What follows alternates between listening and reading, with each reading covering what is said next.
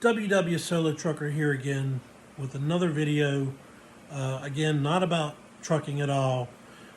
This is about what the auto industry and governments around the world, both, they've been pushing this electric vehicles thing and quoting carbon footprints and carbon neutral and all this sort of phrase work that they've been throwing on everybody. It goes further than just the auto industry, but I wanted to focus on this because this channel does, since it was about trucking, which is automotive, and I'm into automotive and always have been my whole life. And like this channel that I follow, this is one of the channels. He does a lot of muscle cars, mainly Mopars, Chryslers, but he'll have other stuff in there too. It's called Uncle Tony's Garage, and this subject he brought up, and I'm going to play a little bit from the actual video. I won't play the whole thing because it's kind of long, but I wanted you to look because if you think about it, it's true what he's saying.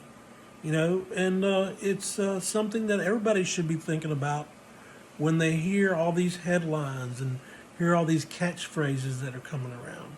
So we'll play just a little bit of this, and you'll see what I'm talking about, I think.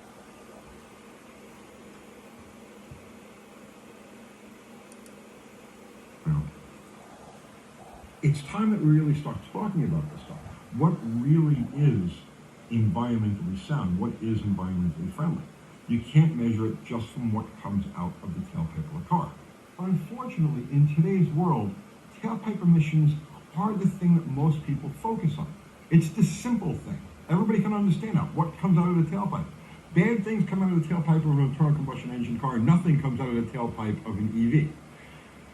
Now, we're going to talk about that in the next video. Actually, there are 2 more videos in this, covering this topic. But, you can only put so much into a video. So tomorrow, we're going to talk about actual fuels, how things are burned, and then we're going to talk about the cars themselves. But emissions, tailpipe emissions, are what people latch onto. Missing the bigger picture. The trend, today's manufacturers, the trend is towards building bigger cars. The trend is towards building alternative energy cars. The trend is towards building disposable cars. They do not want these things to last more than the period of the loan or the period of the warranty. They want you to use it up and then make it cost prohibitive to repair it and keep it going. Forcing you to buy a new car, forcing the general public into new cars. And some would say that the eventual goal is to eliminate private car ownership entirely, which is political, and it's a whole different thing. Let's just talk about the nuts and the bolts. Let's talk about what energy is actually consumed and what the carbon footprint is of the car, new versus old. And for that, we're going to use this Jeep over here. So this Jeep, this is a 1998 Jeep. So obviously all of its construction, all of the energy used, the carbon burned, or the carbon released into the atmosphere, forced construction was done a quarter of a century ago. So all this car is left with is what comes out of the tailpipe. But let's talk about what it took to really build this car. Because I said before, the average person just has this abstract idea of what an assembly line is and how cars are built. They don't see the nitty-gritty. So let's look at the components of this car. Let's pick a component and really examine it, right? So a car, any car, is made up of literally hundreds of thousands of specialty components. And now spread this over all of the various manufacturers and types of cars. So the variety is nearly endless. It's an unseen monster.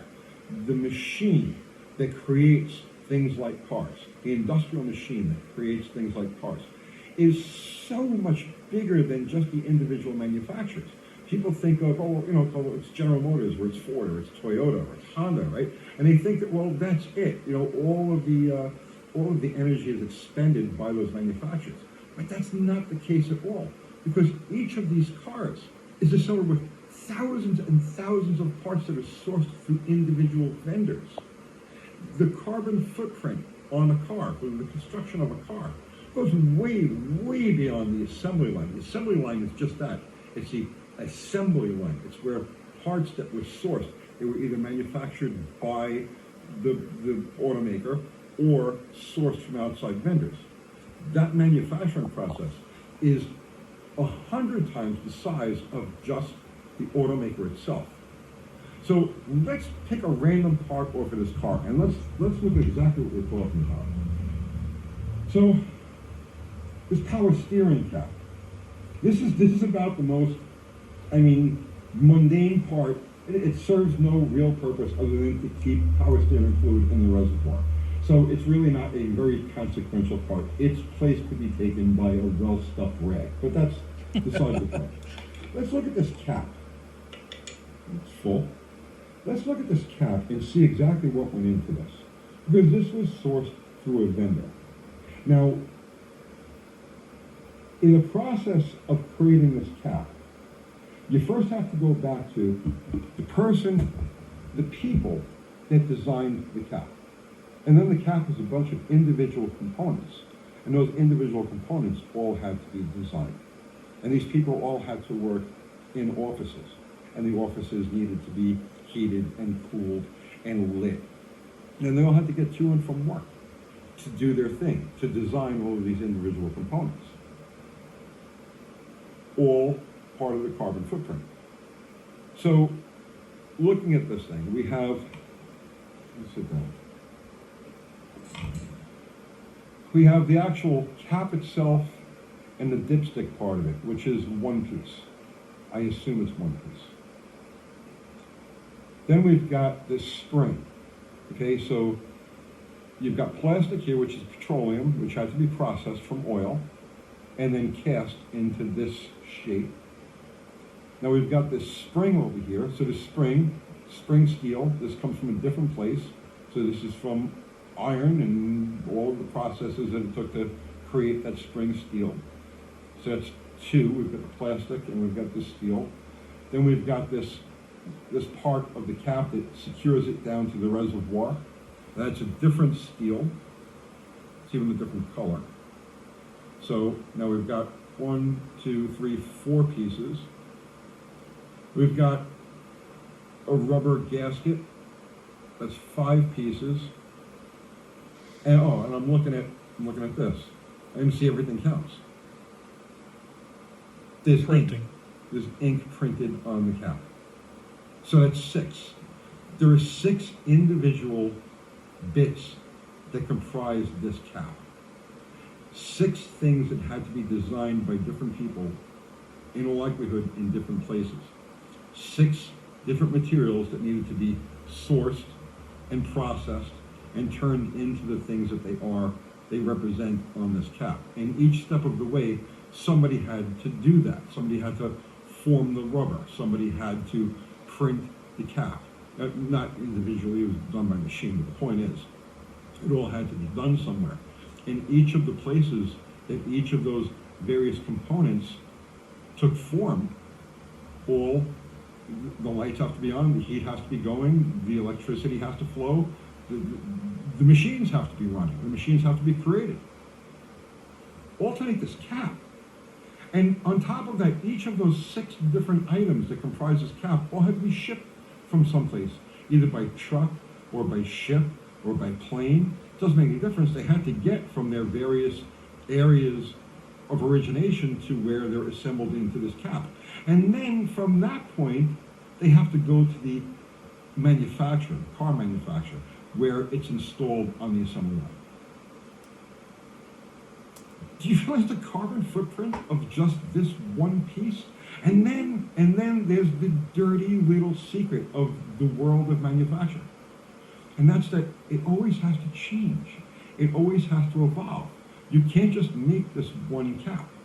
Like, for instance, at some point in the evolution of the power steering cap, it was perfected. And this might very well be the perfect one, I don't know. But at some point, it was perfected. Somebody came up with the perfect power steering. What he's saying there about being perfected was there's more than one type of power steering reservoir, more than one type of power steering system, more than one type of power steering cap. So it's just a point that he's making that when I saw a commercial on YouTube just the other day, it's been running forever, how Honda is claiming to be carbon neutral by 2025 or something like that, some weird number like that. And when someone says something like that, it's just like in the video I said about a while back, it's been several months ago, when they were talking about replacing all the diesel trucks in New York and Colorado with electric vehicles, all vehicles in New York in just a couple, 3 years. When someone says something like that, and then someone says something like, we're going to be carbon neutral by 2025, I got to say, well, good luck. Good luck at doing that, because that ain't never going to happen. No, sirree, it ain't never going to happen. Just like we're always going to have a need for some diesel trucks out on the road, there's always going to be something that needs oil to produce. And he listed a boatload of stuff just for that one little bitty power steering cap, combination cap dipstick for the power steering fluid. So something is inconspicuous, insignificant, as that. Imagine what the rest of the car is. The way they paint vehicles, there's oil involved. The way they make steel, oil is involved. Everything is there. We can't get away from oil. Plastic, how much plastic is in a car? Just look around your house and see how much plastic there is. Go look at your car. Go look up at the hood of your car and see how much plastic there is. How much plastic there is in the dashboard. How much plastic there is in the entire interior of the car. Even if it's brand spanking new. We cannot get away from oil. It's necessary for the things that we're producing. And these companies, carbon neutral footprint. No. It's a bunch of baloney. And I happen to agree with him what he said about eventually eliminating personal ownership of vehicles from what's going on in California right now. When they, it's 2035, I believe it is, that California is going to outlaw the sale of commercial diesel vehicles, and by 2040 they're going to outlaw all commercial diesel vehicles altogether. They're not going to be allowed on the roads in the state at all, as it is now. That could change between now, because 2040, that's 15 years from now, 16 years from now. I just don't see that happening and keeping our economy running. Look how bad our economy is going now, and we've got all the diesels in the world out there, using all kinds of oil. But the point is that we can never get away if we're using these complex assembly line required pieces of merchandise, whether it be a car or a appliance in your house or a toy that your kids use or whatever. We can't get away from using oil. We just can't. We're going to need that oil. We're going to have to process that oil. We're going to have to produce that part that it takes to make all the other parts that it takes to assemble whatever product we're talking about. So the oil has to be there, And then the one thing he didn't mention is the maintenance. the maintenance of that machinery. Machinery needs oil for lubrication. Any kind of machinery needs oil for lubrication. So, that's something to think about when we start hearing all of this phony baloney, flowery word, carbon neutral, green environment. All this stuff is a load of malarkey just to train you to do what the government tells you to do, instead of being someone who has control of themselves, who has their own idea. I mean, not everybody can do everything. I admit that. We have certain lines to draw, but when it comes to total control of the government, this is just one way in the door for them to get. Like I said, they're doing it with other stuff too, not just with automobiles, but with everything we have. Okay, that's all I wanted to do. This was kind of a rant video, but that video that I watched from Uncle Tony's Garage just really made me, a light bulb went off in my head. It's this, because I'd been thinking that for some time now, but I haven't really heard anybody. And Uncle Tony's Garage, he's a really he's got a big following, like at least 500,000. Let's see, he's got. Let me go over here. Well, my computer just went to. He's got a lot of followers. I don't know what happened. I actually hit the back here. So he's got a lot of followers. So he's a pretty popular YouTube channel. So he's a very, very smart guy. He knows what he's doing with these cars, these automobiles. And when he came on and said, the people that are using old muscle cars have the smallest carbon footprint. And that's the truth. Because everything, like he said, everything that it took to produce the vehicle, the old vehicle that's being restored, or that's already been restored and they're just keeping on the road, everything it took to make that vehicle doesn't count anymore. It's just the only thing that counts is what comes out of the tailpipe and the oil you put in the engine when you change the oil, or any parts when you fix it. But that doesn't count for an assembly line, especially a modern assembly line with lots of robots and stuff like that. Okay, well, that's all I wanted to talk to you about today. So just think about that. And I'm not pushing his channel, Tony's channel or anything.